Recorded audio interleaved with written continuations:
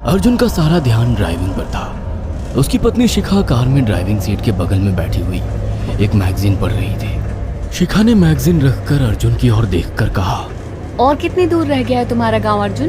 बस थोड़ी दूर रह गया है, आधे घंटे में हम पहुंच जाएंगे। तुम्हारे चेहरे पर इतनी टेंशन क्यों है? टेंशन क्यों नहीं होगी शिखा, मैंने अपनी माँ को बगैर बताए तुमसे लंदन में शादी जो कर ली। पता नहीं माँ तुम्हें देखकर कैसे रिएक्ट करेगी। डोंट वरी अर्जुन, मुझ पर भरोसा रखो। तुम्हारी माँ को मनाने की जिम्मेदारी मेरी है। आई होप शिखा ऐसा ही हो। यकीन मानो, अगर ऐसा हुआ ना तो मेरे ऊपर से एक बहुत बड़ा बोझ उतर जाएगा। अब मुस्कुरा भी दो यार। अच्छा, तुम बता रहे थे कि गांव में तुम्हारी बहुत बड़ी हवेली बनी हुई है, कुछ बताओ ना अपनी हवेली के बारे में। अरे 15 मिनट में हम वैसे भी पहुंचने वाले हैं, तुम खुद देख लेना। कुछ ही देर में अर्जुन अपने गांव वीरपुर अपनी हवेली में खड़ा हुआ था। अर्जुन की मां अर्चना देवी अर्जुन के स्वागत के लिए हवेली के बाहर खड़ी हुई थी। अर्जुन ने दौड़कर अपनी मां के पैर छुए, पसरा हुआ था।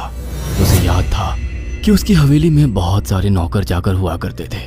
डाइनिंग टेबल पर डिनर के दौरान अर्जुन अपनी मां से जो बोला वो सुन उसकी पत्नी शिखा और रहस्यमय अंदाज में मुस्कुराकर लगातार देखे जा रही थी। माँ, हवेली के सारे नौकर कहाँ गए? मैंने सबको छुट्टी दे दी बेटा। लेकिन क्यों माँ, तुम्हें तो काम करने में बहुत ज्यादा तकलीफ होती होगी। नहीं बेटा, मुझे कोई तकलीफ नहीं होती। कुछ वक्त से मुझे सुकून और सन्नाटा अच्छा लगता है। अर्जुन इससे पहले अपनी माँ से कुछ कहता कि उसकी माँ ने उसे बोलने से रोक दिया। अर्जुन चुपचाप खाना खाने लगा। खाने के बाद अर्जुन और शिखा बेडरूम में चले गए। अर्जुन बेड पर सोच में लेटा हुआ था कि अचानक शिखा अर्जुन से लिपट गई और वासना का तूफान अपने चरम पर पहुंच गया था। अचानक शिखा को दरवाजे पर दो लाल लाल आंखें दिखाई दिए। उसे ऐसा लगा जैसे कि कोई उसे देख रहा हो। शिखा ने तुरंत बेड से उठकर अपने कपड़े पहन लिए। क्या हुआ शिखा? अर्जुन, मुझे ऐसा लगा जैसे कोई हम दोनों को देख रहा हो। पागल हो गई हो क्या? हवेली में सन्नाटा पसरा हुआ है, एक भी नौकर चाकर नहीं है। तुम्हें वहम हुआ होगा। तुमने तो सारा मूड खराब कर दिया शिखा, अब सो जाओ। उस रात अर्जुन तो गहरी नींद में सो गया, मगर शिखा की आंखों से नींद कोसों दूर थी।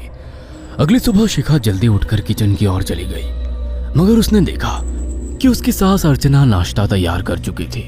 माँ, आपने तकलीफ क्यों की? मुझे बुला लेती आप। शिखा की बात सुनकर उसकी सास अजीब से अंदाज में शिखा की ओर देखने लगी। उनके देखने के अंदाज में पता नहीं ऐसा क्या था कि शिखा को अपने रोंगटे खड़े होते हुए महसूस हुए। अर्चना धीरे धीरे करीब कदमों से शिखा के करीब आकर बोली, कोई बात नहीं बेटी, तुम्हें अब यहीं रहना है। तुम सिर्फ मेरे बेटे के साथ प्यार से रहो और जल्दी से मुझे एक पोता दे दो।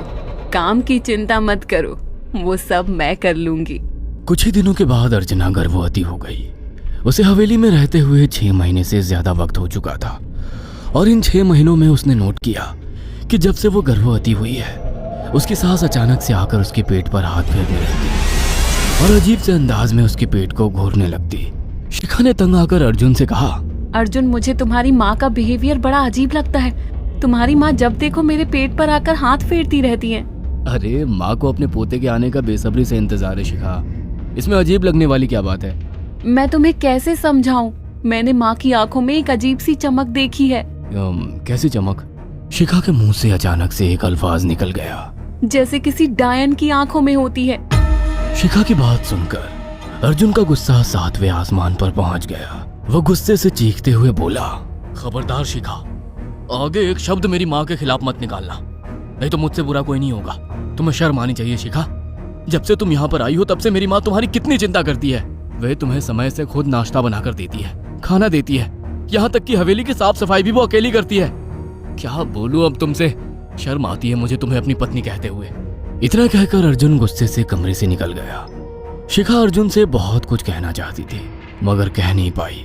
उसने महसूस किया था कि चाहे कितनी भी तेज आंधी और तूफान आए मगर हवेली के अंदर धूल की एक परत तक नहीं जमती थी और दिन ब दिन अर्चना के चेहरे की झुर्रियां कम होती जा रही थी।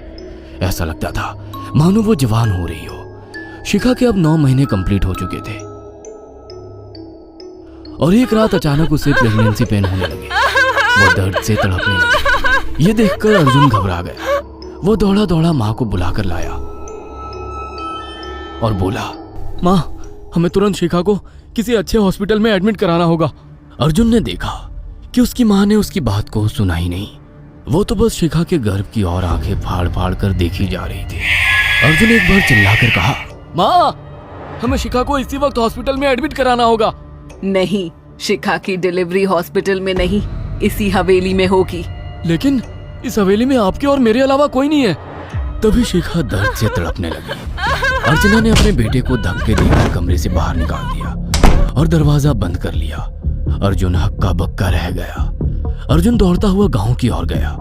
उसने देखा कि गांव में एक पेड़ के नीचे गांव के सभी बुजुर्ग इकट्ठे थे। उनके हाथों में जलती हुई मशालें थीं। अर्जुन उनके पास पहुंच गया और बोला, मेरी मदद कीजिए, मेरी बीवी को प्रेगनेंसी दर्द हो रहे हैं। आप प्लीज किसी दाई को बुला लीजिए, जितना पैसा चाहिए देने को मैं तैयार हूँ। तभी उसके कानों में गांव के सरपंच की आवाज टकराई, बेवकूफ लड़के, तू अपनी बीवी को एक डायन के यहाँ पर मरने के लिए छोड़ आया। क्या कहना चाहते हैं आप? जानते हैं आप क्या कह रहे हैं? वही जो तू सुन रहा है। तेरी माँ एक डायन है। इन गांव वालों के हाथों में जो मशाले देख रहा है ना, हम तेरी ही हवेली में आग लगाने जा रहे थे।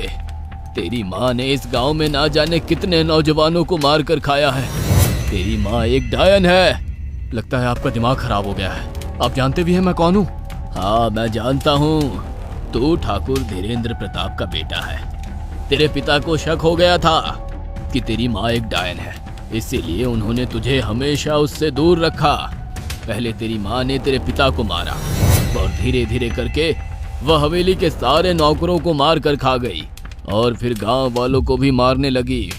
और अब तो तेरे होने वाले बच्चे को खाएगी, क्योंकि डायन को नवजात शिशु का मांस खाना बहुत पसंद होता है। अगर मेरी बात पर यकीन नहीं है तो चलकर मेरे साथ तो खुद अपनी आंखों से देख ले। इतना कहकर सरपंच अर्जुन को लेकर हवेली की ओर चल पड़ा। उसके पीछे कई लोग थे जो जलती मशाले पकड़े हुए थे। हवेली के अंदर घुसकर उन्होंने उस कमरे के दरवाजे को तोड़ दिया जहां पर शिखा थी। कमरे का मंजर देखकर अर्जुन के रोंगटे खड़े हो गए। उसने देखा कि उसकी माँ एक बेहद भयानक रूप में उसके बच्चे का मांस खा रही थी और उसकी पत्नी शिखा फर्श पर मरी हुई पड़ी थी और पूरा फर्श खून से लाल था। अर्जुन को अपनी आंखों पर यकीन नहीं आ रहा था कि तभी उसकी माँ उसके ऊपर झपटी। सरपंच ने चीखकर कहा, अरे इस डायन को आग लगा दो, जिंदा जला दो इसे और साथ ही साथ इस हवेली को भी। सभी लोगों ने जलती हुई मशाले डायन के ऊपर फेंक दी। देखते ही देखते डायन दर्द से चीखने और चिल्लाने लगी और कुछ ही देर में वो जलकर राख हो गई। हवेली में आग लगते ही सभी लोग अर्जुन को खींचकर बाहर ले आए। अगले दिन अर्जुन अपनी पत्नी की यादें साथ लेकर आंखों में आंसू लिए दोबारा लंदन वापस चला गया।